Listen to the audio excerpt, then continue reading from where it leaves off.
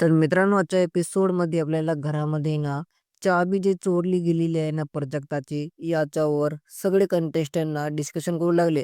तर असंच मित्रांनो, घरामध्ये ना बिग बॉसनं लिव्हिंग एरियामध्ये सगळ्याला बोलविले आणि प्राजक्ताला आणि बाकी कंटेस्टंटला असं म्हणले, "प्राजक्ता, तुमची चाबी कोणापाशी पण असेल ना, त्याला पॉवर कीची पूर्ण इथं पॉवर भेटणार आहे."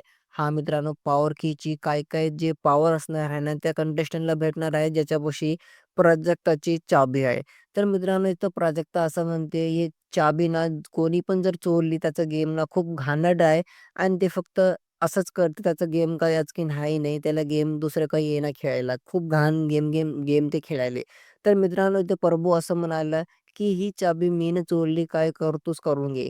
तर घरामध्ये ना रोशन पण त्याच्यावर बडाव कुदतो आणि असं म्हणतो, की "तू ना खूप मोठा झालास काय? चाबी चोरली याचा मतलब तू काय डाउन झालास? तू ना खूप जास्त वाले."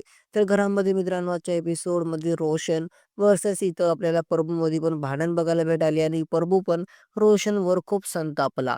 तर घरामध्ये ना आजच्या एपिसोडमध्ये इथं रोशन खूप जास्त भडकलेला आहे प्रभूवर, कारण की प्रभूनं प्राजक्ताची चाबी इथं लपवली होती आणि ते ना आता बिग बॉसनं तसंही म्हणले, की त्याला पॉवर की भेटणार आहे. तर प्रभूने ते रिव्हील केलं, की ते चोर मीच होता.